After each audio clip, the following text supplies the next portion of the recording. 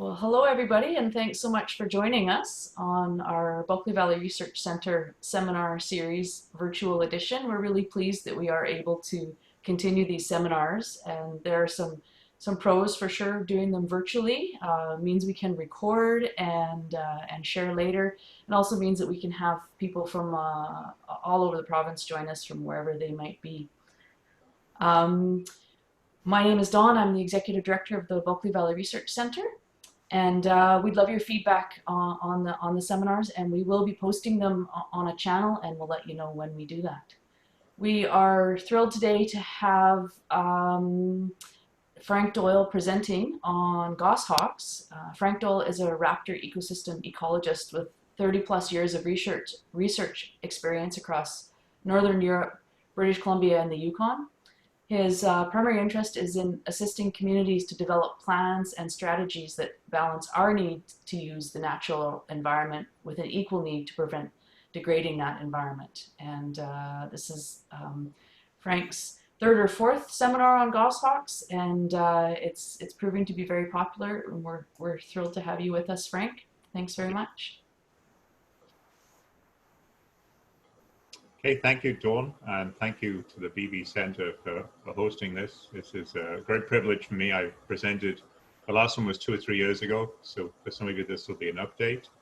But at the outset, I'd like to say that the work I'm presenting here is built on the shoulders of work that's been done on goshawks throughout BC for many decades now, and I think it's fair to say that we're world leaders in the work we're doing, so the pieces you're seeing is not being done elsewhere. With the work that's presented here today and the research findings really are something that the rest of the world probably needs to know about, and hopefully we can share some of our results, and some of the direction we're taking will be used by others outside of our region. So key to the work here is this really is a partnership. It's a work between the BC government with licensees and with First Nations. We're all leaders within this group, but there's no one group particularly leading it, and it's also the community level. So through outreach and through the number of people who have been involved with this work over the years, it's really become one of those community projects where everybody would like to see success, and everybody is being a partnership within this. And part of that partnership is also the work that's taking place at a forest ecosystem level on all the other species that are within our forest ecosystem. So when you see the goshawks are an umbrella species, you'll see, and a lot of the work that's for managing goshawks is based on work on forestry, on work with another species. So you'll see that as part of the outcome of the work that's taking place and supported by the Bulkley Valley Research Center. And I think the other part of this partnership here is really it's working with the individuals both in the communities, but also on the ground. So it's outreach to individuals and to organizations that again has all helped to support a very different kind of model or a different outcome, which I think you're going to find exciting. At the end of all this, we have some very strong direction that we have the privilege today to present.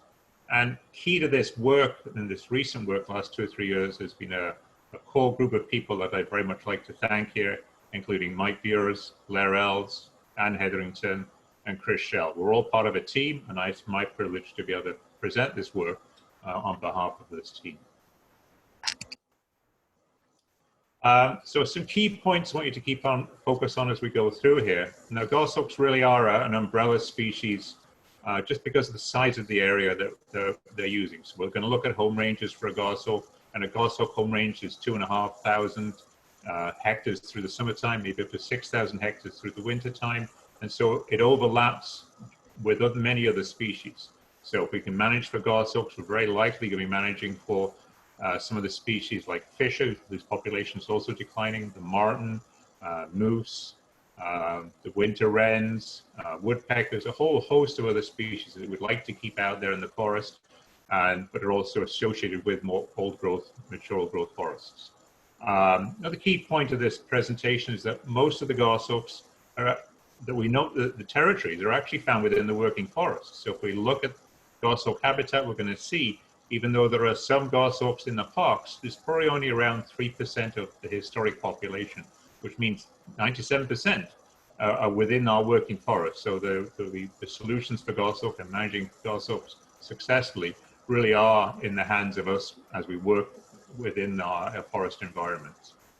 I'm also going to give you an update of the population status of the goshawks. So again, many of you have been following this over the years, and so I'm going to be carrying on that piece and showing you just where we're at with that population right now, which is not a happy story, as many of you know, which is why this work is taking place.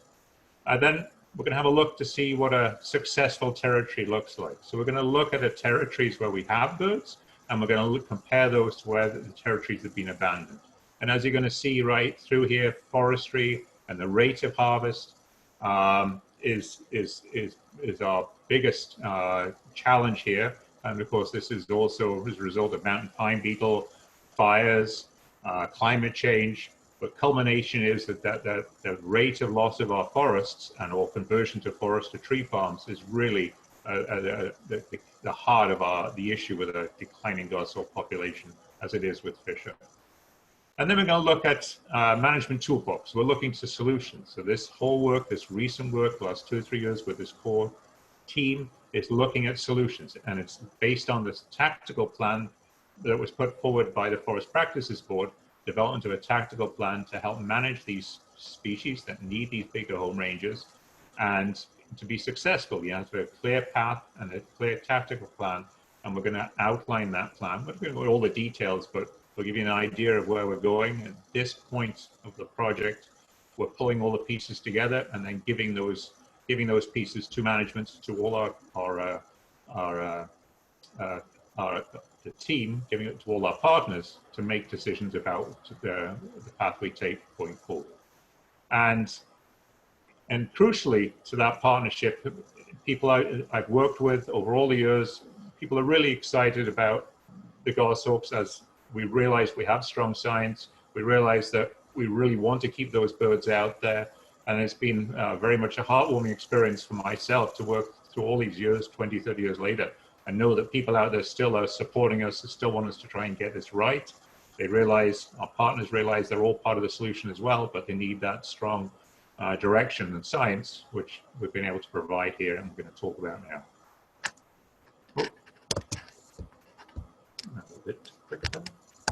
So I just want to give, for those who are not familiar with the work, an idea of the size of the area that we're talking about. Those individual dots on the screen are actually goshawk nests, nest areas within this landscape. And that larger yellow circle, it actually shows the area that we're actually working in. So I've worked on goshawks in Haida Gwaii, but right through the interior mainland. So when we talk about the goshawks here, we see the population trends, and we see the link to all the forest. We understand that link is just as strong right through central BC, probably all the way down to Kamloops. We have outreach to all the communities, and we know that the story that is playing out in our landscape is playing out right through central BC, a good portion of our working forest.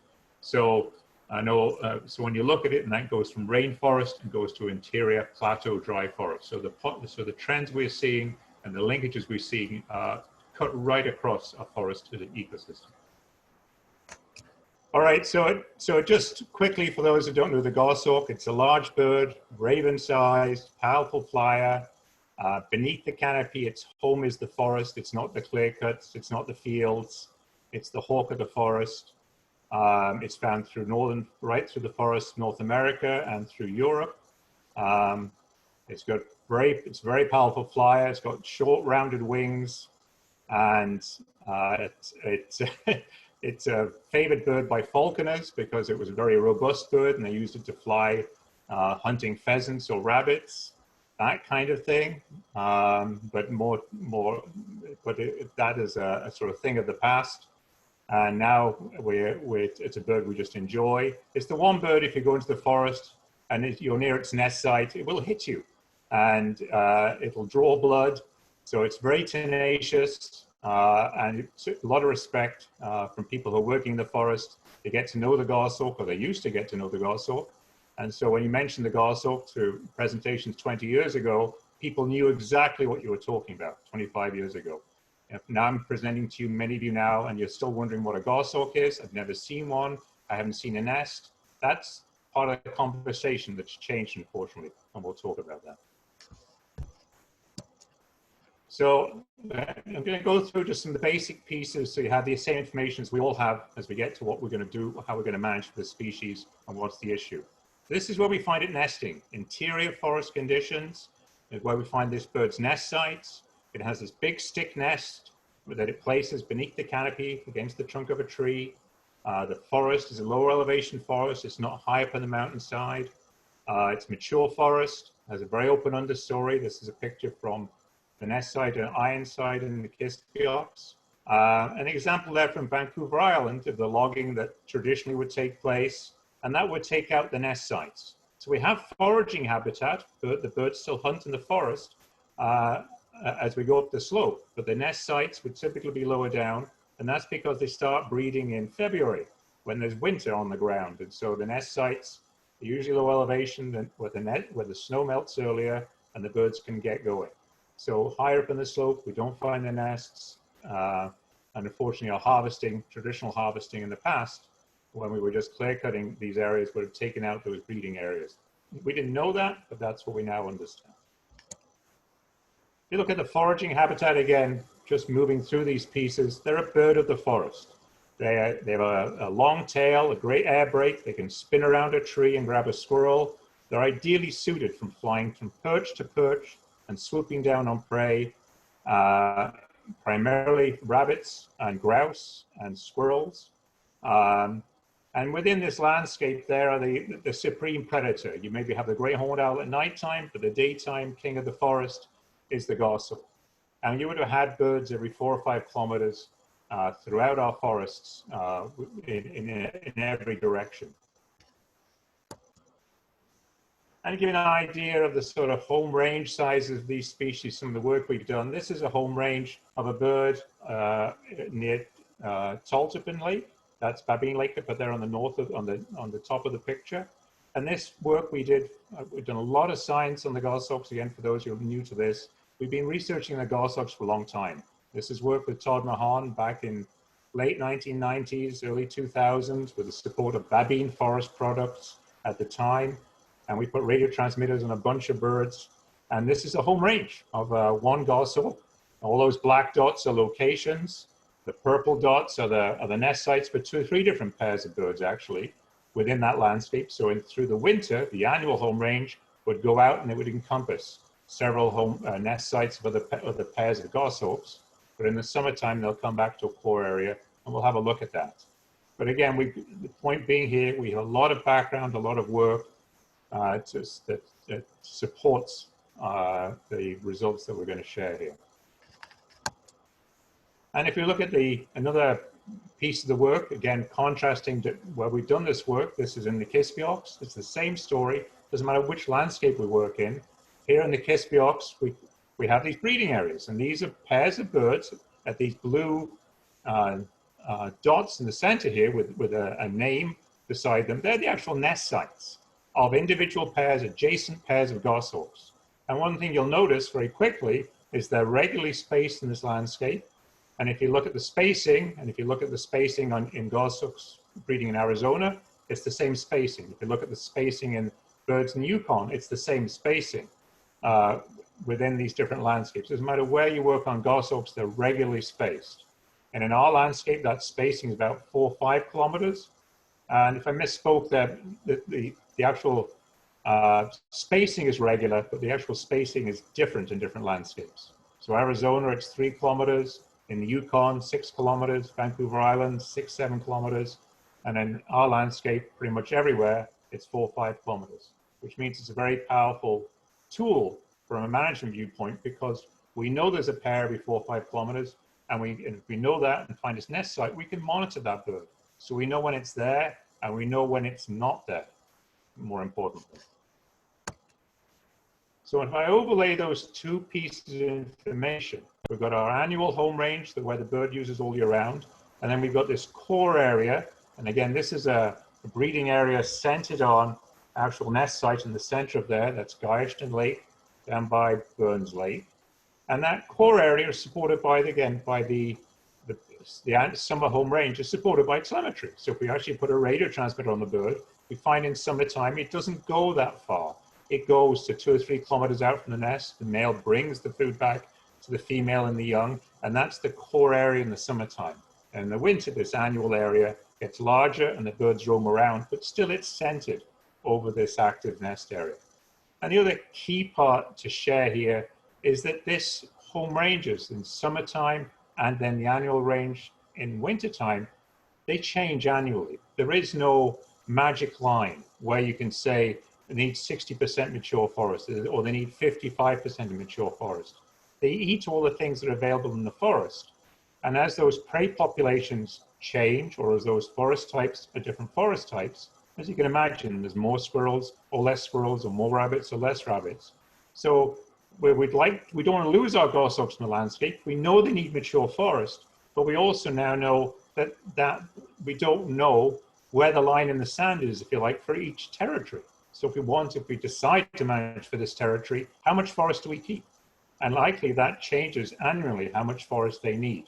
So that makes it a real challenge for managing these species. And that's part of the discussion we've been having about how to start bringing that reality in, which is about leaving structure out there in the landscape, leaving forest at a far more forest than maybe you were anticipating when you first found that nest site. And the easy question was asked, well, how much forest do I need to keep to make sure that bird is not lost, that territory is not abandoned, we don't lose my bird at Goshawk Lake. This is Frank Varga, the Burns Lake Community Forest. They don't want to lose their goshawk. They, like all the rest of our colleagues, licensees, First Nations, etc., we all want to make sure that we keep our individual birds. We want to keep our population. So how do we do that? So one of the things that we've working through all these pieces is that we realize the goshawk territory has these various components to them. And when we do it on a very simplistic basis, and this was used for analysis because, again, because the territory changes annually, we can't measure each one unless we radio tagged every bird and did a detailed home range analysis. And even then, how many years of work do we need? 10 years, 20 years? So here we have a sort of tool we devised, which was just basically looking at the average annual home range, looking at the average summer home range, and then looking at the core breeding area and a buffer area to that breeding area to see what components were critical to the goshawks. And that's how we started to envisage a management plan would start to look like, because you have to have areas where you decide to manage. Here's the lake, the Sunday Lake goshawk. There's a bird there. We don't want that bird to fail. So how are we going to be successful? So that's the various pieces. So then just to take you back to where we're at right now, it's a year-round resident. The birds don't leave. They're very strong territorially to those breeding areas. They'll come back year after year. They're locally, genetically distinct. Again, for those of you who haven't been following the story, when we've done the genetics, we'll find the birds in the Goshawks are genetically a little bit different from ones in the lakes, which are different again from the birds in the caribou. So they're not separate populations, but you will have local birds, local accents, if you like, that show that the birds from the Goshawks are not flying back and forth to the lakes on a regular basis. They're not flying back and forth to the caribou. The birds from the Goshawks really are the birds from the Goshawks, if you like. Other key pieces in there, I think we've already covered off, the mature forest component and the regular spacing of these territories. So that's the backdrop. So in 2016, after doing a lot of work, and this was the title of the presentation I gave to the BV Center in 2016, what we realized was our population was crashing. We were starting to realize that harvest was a large part of our issue. We realized that climate was part of our issue, with beetles and black flies and rainfall changes. And we also realized that we're going to have to do some serious stewardship and restoration if we're not going to lose goshawks from our landscape. And the key part of the problem we had is we didn't realize, I think all these years of work, why were we so slow off the mark? Well, part of it was we had no idea of how site faithful these birds were. And it came from our work and then from other studies later on. But basically, the birds are very site faithful to an area, and so we can log part of that area. We can take too much forest from that area. We can have the whole area burned over, which are the examples we've had since the 2018 fires. We've had territories burned over. The birds are coming back. They come back next year. They come back 2 years later, 3 years later. And now we're realizing they can come back up to 6 years later and still try and breed in those landscapes. But what we do know is when you go back to those areas in 10 and 15 years later, which our long-term study has allowed us to do, we find all those areas are abandoned. And we'll look at the numbers and you can see why. And then if you look at that, what has happened through time, you'll see that that population has slowly gone down. So this is the nest reoccupancy within these two different landscapes. So you can see this is a regional piece that's going on here. This is the Skeena-Stikine region, which is the wetter coastal rainforest. And then we've got the dry interior, our plateau forest. Doesn't matter where we look at goshawks, the occupancy of known territories has gone down through time. There's a few years of no monitoring. Again, for those who aren't aware of this, this has not been, there hasn't been money and there hasn't been research consistently for the last 30 years. This is us doing bits of work at various times, thinking we've got it taken care of, and then basically realizing back in 2016, after the lower the hare cycle and then the rabbit numbers coming back up, these images of rabbits basically show the hare peaks in our landscape. And I know from my earlier work in the Yukon that goshawks like snowshoe hares, and they often breed only when there's lots of hares. And we knew when the hare peaks were, and you can see it on the left-hand side, and how the goshawk reoccupancy rates of territories is high. And then there's our next hare peak in 2014, 15, 16, and nothing happened. And so basically we anticipated that our goshawks maybe were going to respond to rabbits in our landscape, and there was no goshawks to respond. It was the sad part of our story. And then taking this to the next level, what does this look like on the ground? Well, historically, we now understand, and we'll look at that data, that maybe we had 2,000 pairs of goshawks in the Skeena region. And you can, those on the left-hand side are the actual known nest sites for a big portion of our landscape. And on the right-hand side are the active territories now. So that's looking 10 years, 15 years later, that's our story. After 15 years, we only have a handful of territory left in our landscape. So looking at it again very quickly, but this is just the story that many people have seen. Here's a territory at the time which was probably already past its ability to maintain goshawks. But there's the nest site in the middle. That's a 100-hectare circle around that area, which is the breeding area that we've identified as the sort of critical piece. And there's a goshawk there in 2007. But there isn't in 2015. So our landscape harvest pattern is the same everywhere. And so as we carried on harvesting, all our territories very quickly in that last 10 years, 15 years, have all started to switch off. So they could take some harvesting, and then eventually it was just too much. And here's another example, and that's the story now, and these territories are abandoned. And I could have shown you 90 other territories that have exactly the same pattern. And when you look at the landscape, it's of no surprise. This is us with our clear-cutting approach to our landscape. And again, we maybe guessed that would happen, but we didn't know this for sure. And again, we were managing for our breeding areas. Every time we found a breeding area, all licensees, all the partners have all said, fine, we won't log. They've left those areas alone. We had no clue and didn't understand how sensitive they were at that larger landscape scale, which was the thing that I think really surprised all of us. And because of the harvest pattern is the same in most landscapes, and because of beetle and fire and all these other mitigating factors, our landscapes change very rapidly, and then suddenly we can no longer support our populations. And if you want another piece on just how much pressure there is, this is the 34 active territories that we know of right now. There was 10 found last year. All of them have planned harvest close to or 62% close to the nest area. 12% also have planned harvest within the territory. And you can see the other numbers. 14% of those were logged. So there's only one nest, which is 3%, which is in the park. which is the only one you could say is a territory that is not being impacted. All the rest have our fingers in there one way or another, or they have climate impact in there. So there's no way out of it. We have to do something, or we're going to lose our population. And to look at those numbers to really drive that message home. This is the analysis of our active territories. In other words, those that still have birds 15 years later. So 91% of these, the 100-hectare breeding area is intact. So the breeding areas are intact. In a buffer area adjacent to that area, pretty much there's no logging. There's only 20% logging that's taking place within a kilometer of our active nests. So active breeding areas are intact. Adjacent to that area is pretty much intact.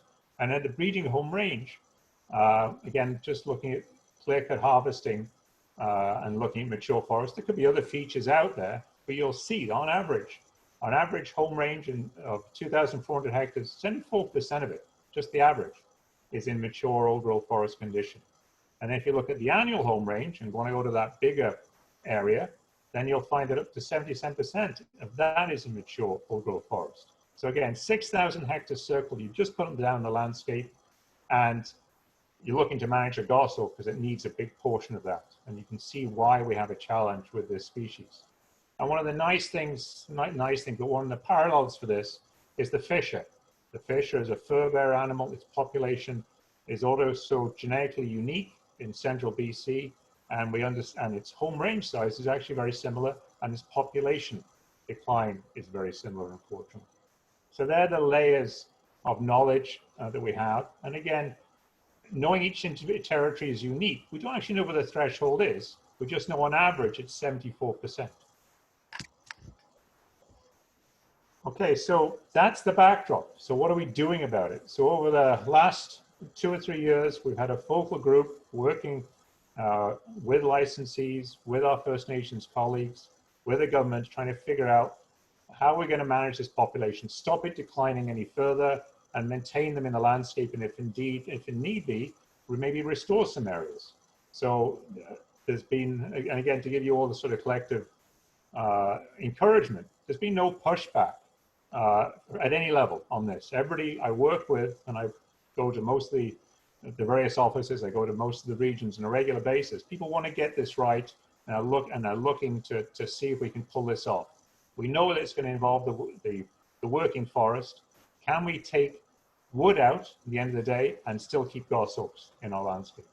So our guiding principles of the tactical plan, which was put out by the Forest Practices Board, about the steps you need to follow to develop a plan that's going to encompass multiple partners and bigger landscapes. And then make this an integrated stewardship plan, which is basically involving everybody. It's going to be successful at this larger landscape scale. You have to have involvement of all the people that are out there, because this is not a short-term solution. This is a long-term plan, which is going to need an adaptive management feedback loop, and it's going to need sharing of harvest practices between adjacent licensees and other agreements about how they're going to manage these larger areas. And as part of that support, what have I been doing? And Blair Ells and Mike Beers and Anna Hetherington and Chris Shell, we've been developing a tactical plan and a toolbox that allows licensees, First Nations, governments, ourselves to figure out what it is that we have to do to manage for goshawks. So whether I'm a landscape planner or whether I just found a nest, I'm in the forest, I found a nest, what do I do? So these are all the pieces. We're not going to go through them all, don't worry. These are all the pieces that we've had to design to allow this to happen. So it's extremely complex in one level. There are many, many moving pieces. In other words, to do this kind of work, we've realized it's not easy, and it's not. There's no simple fix, and it's going to need the collaboration of multiple groups and multiple different strategies and other things that are happening in the landscape to pull this off. So this is the hard work.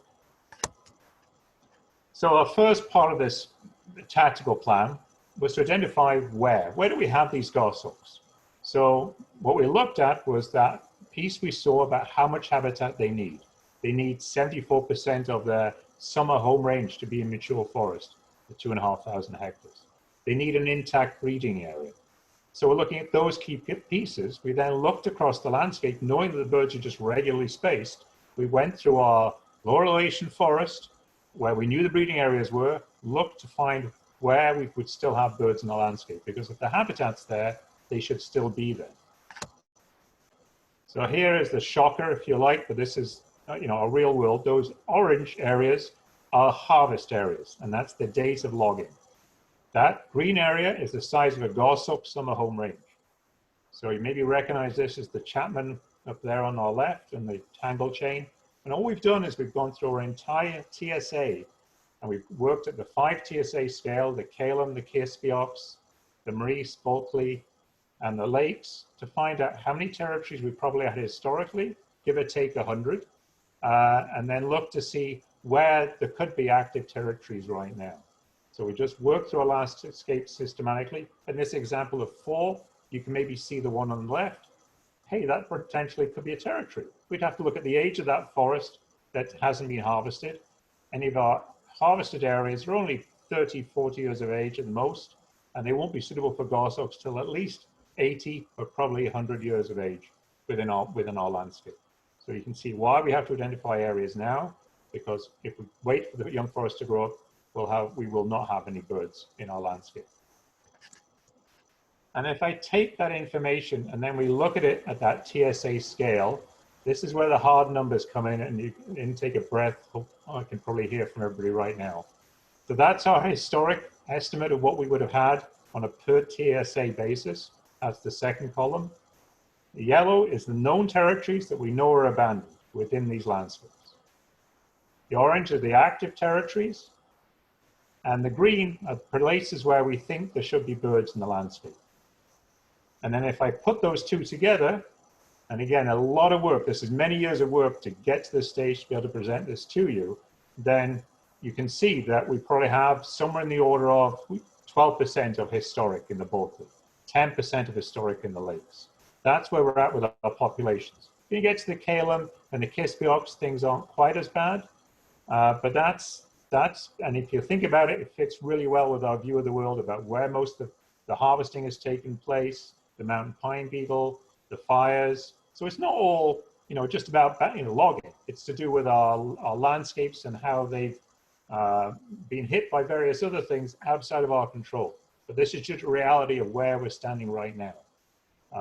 Which is a very tough place to be. And the nice thing to know about the Predictive, before I forget, is that this year there was 10 new territories that were found. There was one found by a Gittinyao crew who were out looking for goshawks within predicted territories, and they found one in the center of that territory. But the other 4, there was 4 or 5 other areas of that 10 were found by people looking for wood, just doing their due diligence, trying to find the next, where they could possibly be harvesting next. And 5 of those new areas were found within predicted territories. So we had these predicted territories out there. How do you know there's goshawks was always the argument. Well, this year, 50% of all the goshawks that were found, the new territories, were in these predicted areas. So we're actually fairly confident when we put these areas out there and put them forward for potential management, before we've invested money, before we've harvested blocks, that there will be goshawks within those landscapes. So we'd like to think so at this stage. So within these areas, what's the approach? Well, to design a biologically supported management area that's co-located with other values. We're trying to design a territory that we're all going to be happy managing around, that is biologically sound. It's maybe co-located with other constrained values out there. So you're trying to minimize how much new forest you take away, and you're trying to avoid high timber value areas.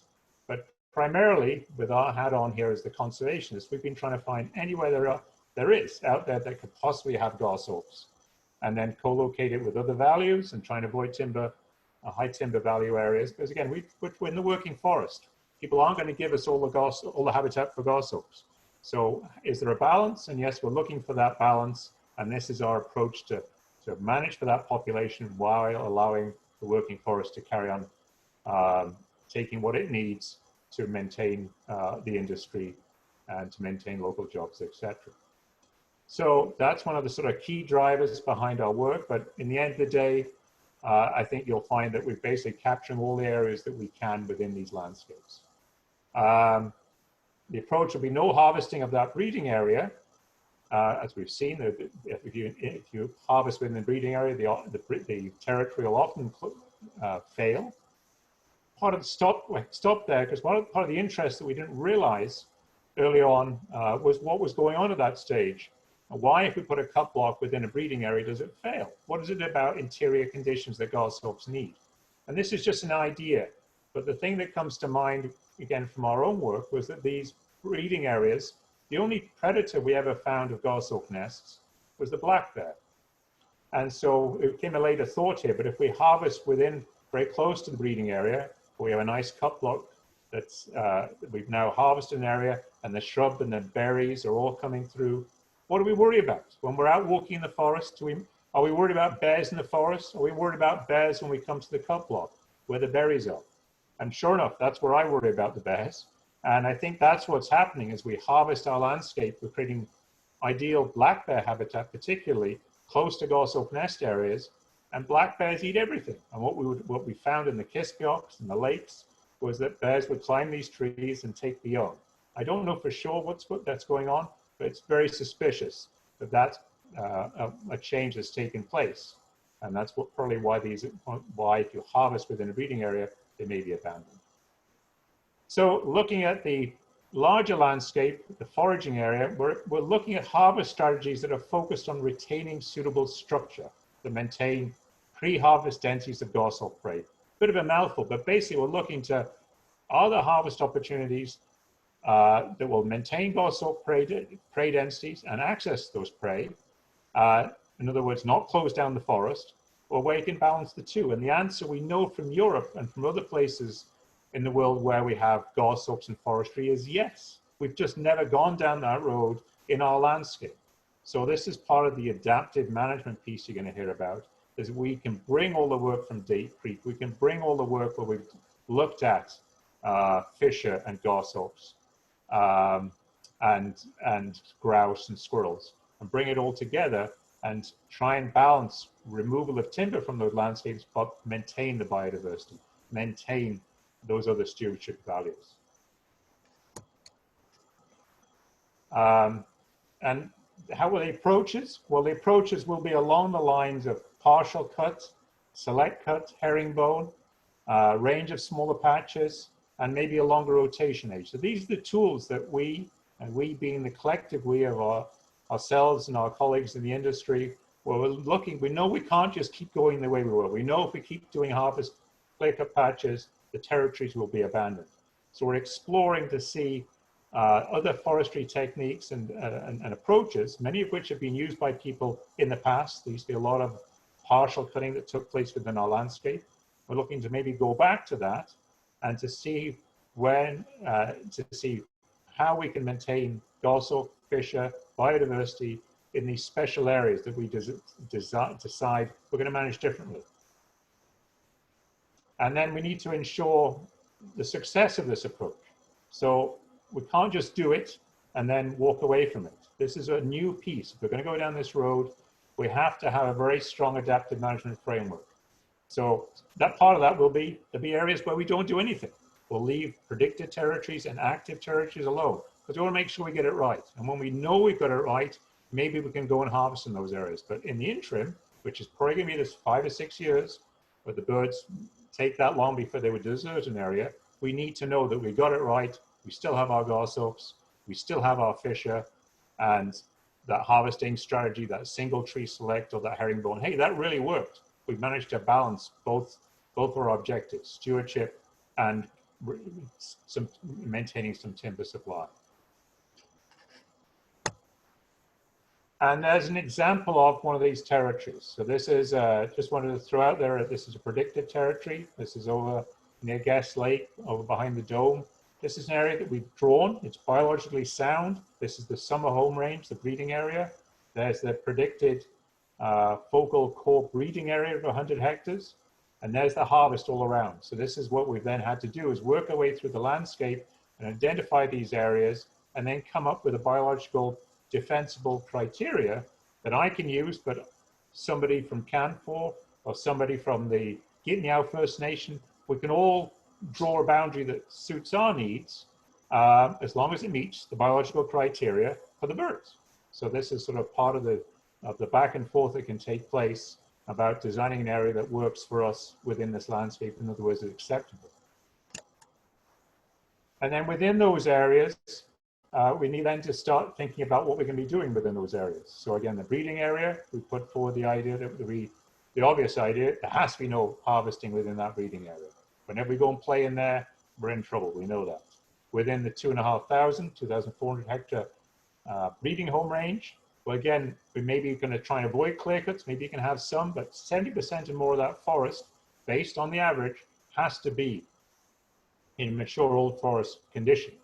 And at the 6,000 hectare scale, there can probably be some more harvesting, but again, 50% or more needs to be in that mature old forest condition.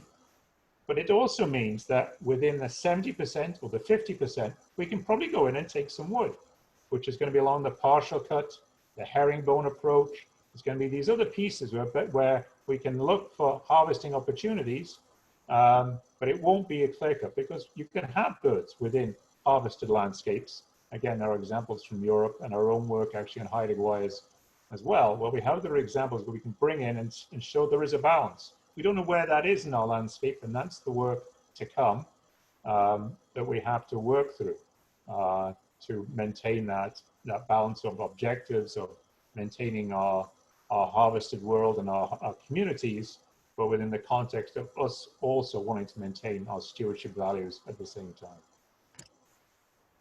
So closing here, so how many territories do we need to manage for? Well, our population compared to historic is only 14% to 17% of those estimates. Again, that's just an estimate, but it's somewhere in that ballpark. As many as you can. Our populations are continuing to decline. So even of the 34 territories we have now active, we already know that maybe only 24 of those will be active in 6 years' time, because we've already found them while we were laying out new blocks. Or the fires went through. The two of those are actually in areas that the fires went through in 2018. Those stochastic events will carry on. Our pressure will keep going. So how many territories do you want in the lakes? We have 2 known sites right now, 36 sites for abandoned, give or take, and we have 30 predicted territories. How many territories do you want to have in the Maurice? How many in the Bulkley? How many in the Kiskayooks? How many in the Kalem? How many in the lakes? So that's the stage we're at with the science, and then the hard work that has to come to support, yes, we want to keep territories, or which ones, and which management approaches or can we put in place, and mechanisms can we put in place under adaptive management framework to make sure we get it right. So that's the work to come.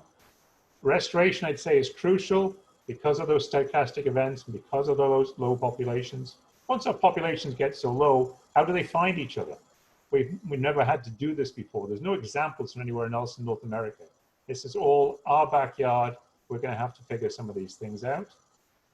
And then keeping in mind, managing for goshawks, as go the goshawks, as go these other species.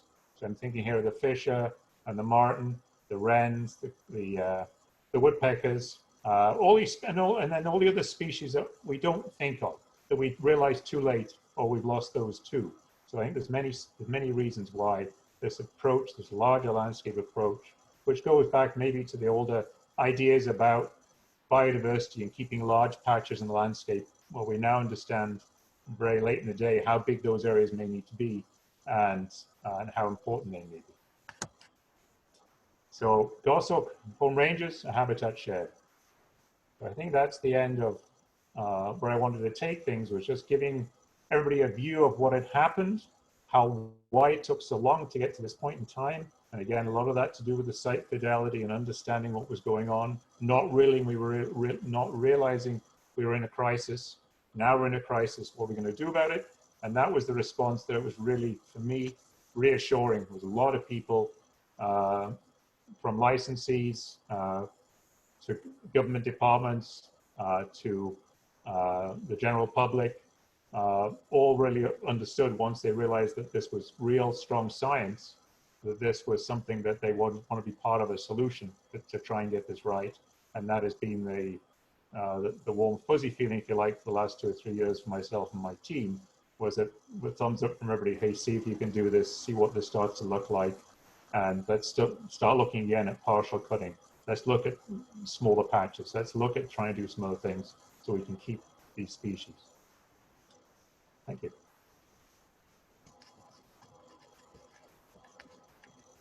Thanks so much, Frank. That fabulous presentation and incredible science and data and realizations there.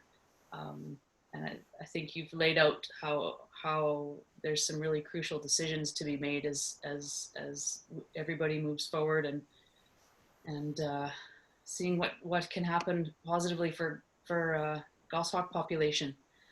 Thank you.